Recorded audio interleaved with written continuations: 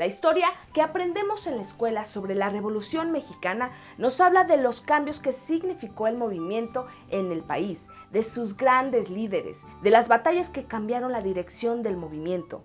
Pero ¿qué hay de los espías infantes de la Revolución? Son personajes sin rostro que participaron en este gran movimiento, los niños de la Revolución Mexicana. La concepción de la infancia era muy distinta a lo que ahora entendemos por ella. ¿Cómo participaron los infantes en la revolución? ¿Cómo vivieron este conflicto? Si quieres saber más, no te vayas que aquí te contamos. Pero antes no te olvides de suscribirte al canal. Activa la campanita para que YouTube te avise cada vez que subimos un nuevo video. Yo soy Cristian Yogues. Y yo soy Cecilia Arriola. Bienvenido a Histofilia.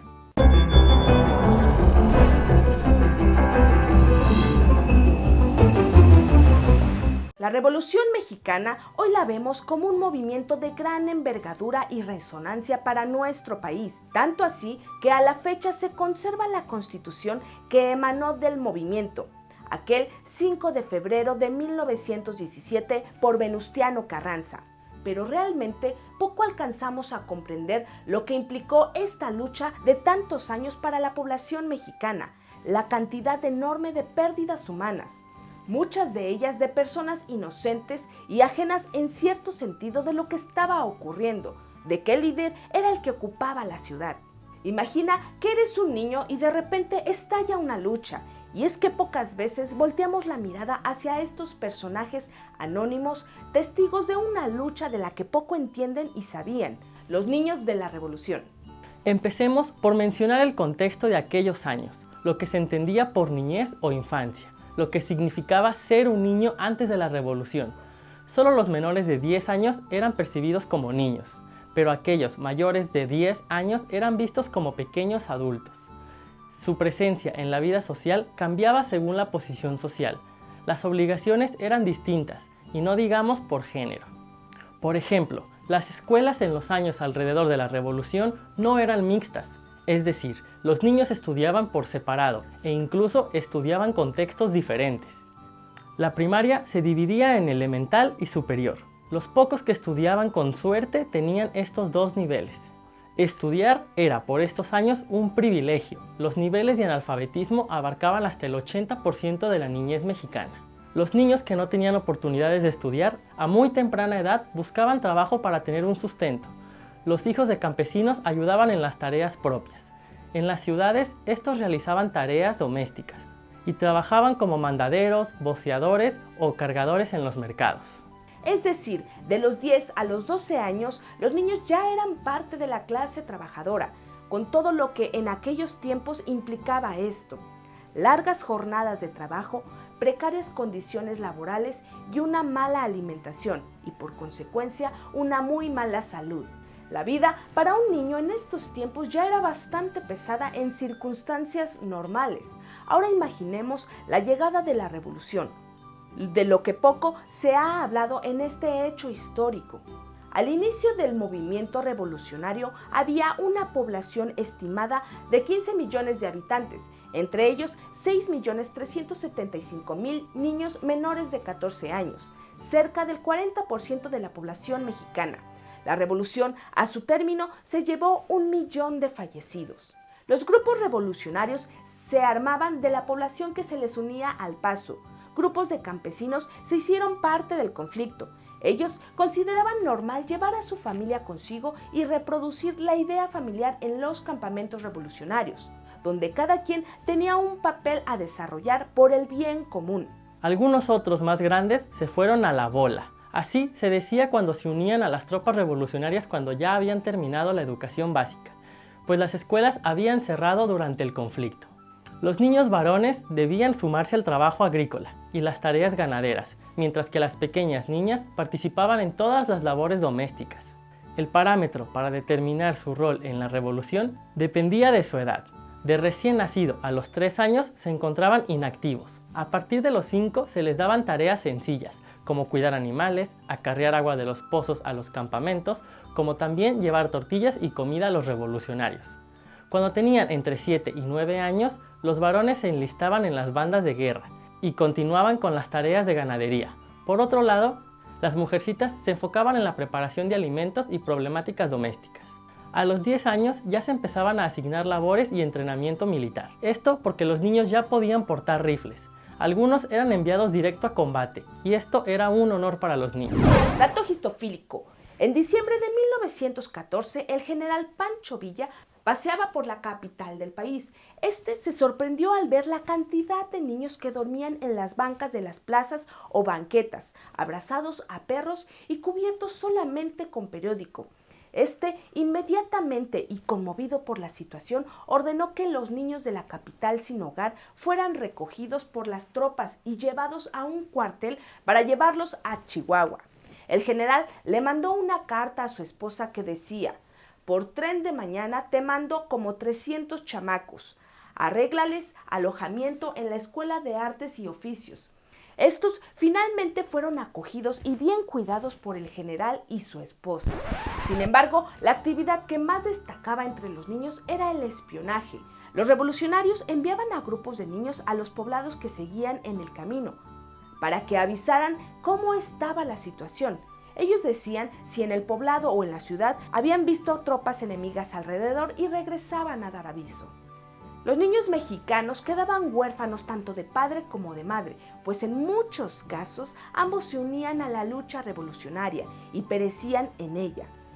De esta manera, el destino de muchos era el hospicio, las instituciones de beneficencia, el abandono en las calles, el trabajo en fábricas y talleres o la incorporación a la lucha armada. Se cuenta con poca información sobre los infantes en estos años de lucha, pues nunca ha sido un blanco de atención.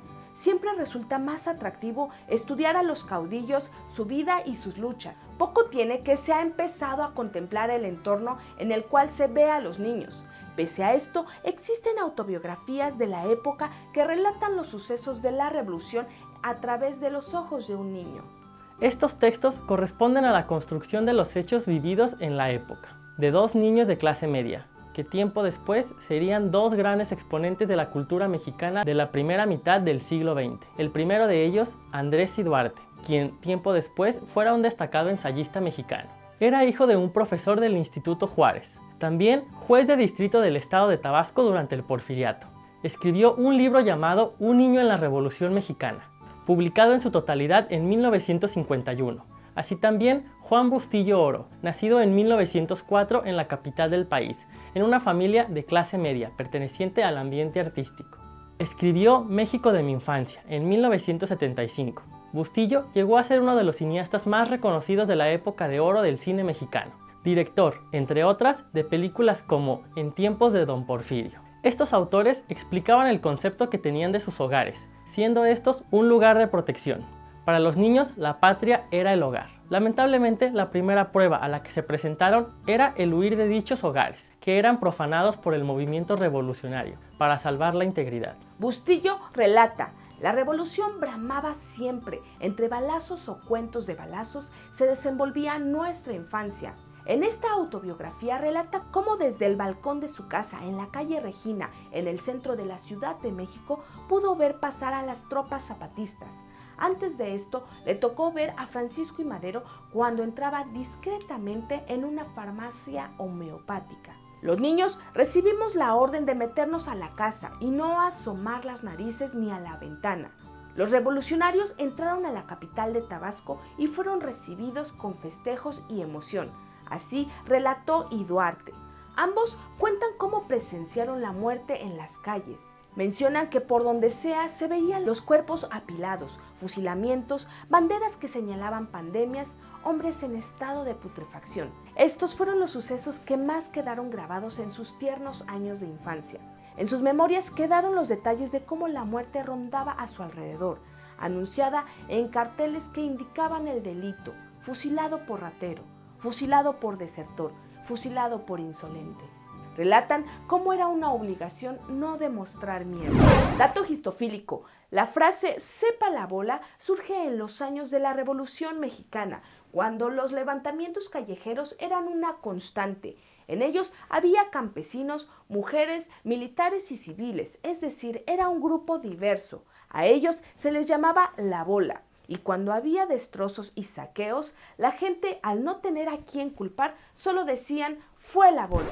En este momento, la muerte era algo a lo que tenían que acostumbrarse, ya que las epidemias, el sarampión, la escarlatina, viruela, varicela, erisipela, rubiola, difteria y tosferina se propagaban en todos lados. Había una fuerte falta de salubridad, uno de los factores que más sucesos provocaban en la población mexicana. Esto y la lucha armada hacían que la muerte en tiempos de revolución estuviera desbocada. La lucha se tomó como un juego ante los ojos de los niños que jugaban a la revolución, tomando papeles de guerrilleros, una manera de imitar a los adultos, e incluso veían de cierta manera la aventura que se presentaba como algo emocionante. Tras casi una década de lucha armada, el país quedó en pedazos y miles de niños en la orfandad, pues durante y después de la revolución, hospicios, casas de niños expósitos y las escuelas correccionales para menores brindaron albergue y educación a los desamparados de esta época tan difícil.